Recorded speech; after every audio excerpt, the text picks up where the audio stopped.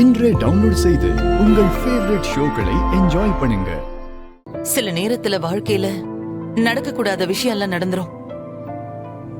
அதனால ஏற்பட்ட காயங்கள் கடைசி வரைக்கும் மனசை விட்டு போகவே போகாது.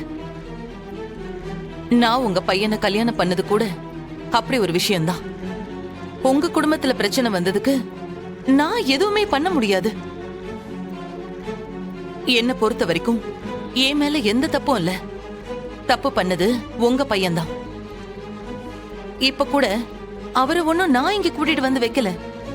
அவர் அத அடம் பிடிச்சு இங்க வந்து தங்கிட்டு இருக்காரு. கோர்ட் ஆர்டருங்கிறதுனாலதான் நானும் அவரை எதுவுமே சொல்லாம இருக்கேன். ஒருவேளை அவர் உங்க கூட வரதா இருந்தா தயவு செஞ்சு அவரை கூட்டிட்டு போயிடுங்க. அவர் மனசுல என்ன நினைச்சிட்டு இருக்காருன்னு எனக்கு தெரியாது. ஆனா எனக்கு அவர் கூட மறுபடியும் சேர்ந்து வாழணும்னு துளி கூட விருப்பம் இல்ல. அம்மா, நான் சொல்ல வர்றத கொஞ்சம் முழுசா கேளுமா. தயவு செஞ்சு என் பையனை என்கிட்ட இருந்து பிரிச்சிடாத. நீ அவனை பிரிஞ்சு எங்க வீட்டை விட்டு வந்துட்ட. ஆனா அதுக்கப்புறம் அங்க நடந்ததே வேறம்மா.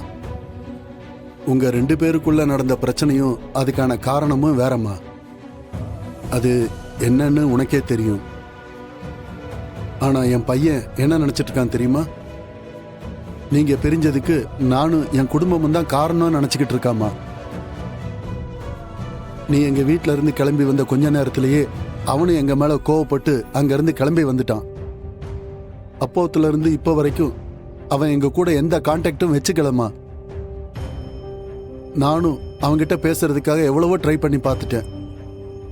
ஆனா அவனுக்கு இன்னும் எங்க மேல உள்ள கோபம் போகவே இல்லை.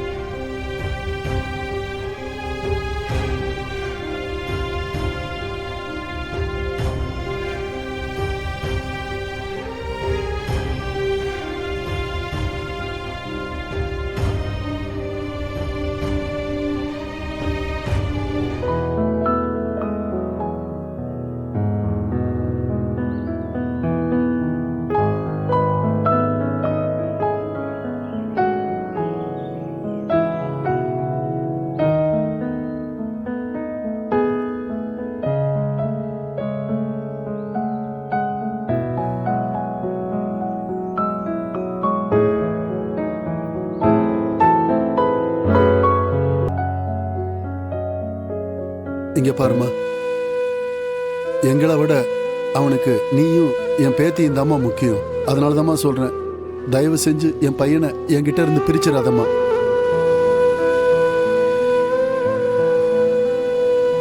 அது கோர்ட் எங்களுக்கு 6 மாசம் டைம் கொடுத்திருக்கு. அந்த டைம் முடிஞ்சதும் ஹியரிங் வரும். அப்பவும் நான் கண்டிப்பா எனக்கு டிவோர்ஸ் வேணும்னு தான் கேட்பேன். டிவோர்ஸ் கிடைச்சிரும். அதுக்கப்புறம் எனக்கும் உங்க பையனுக்கும் எந்த சம்பந்தமும் கிடையாது. என்னால உங்க குடும்பத்துல எந்த ப்ராப்ளமும் வராது. இப்போ நீங்க இங்க இருந்து கிளம்புங்க.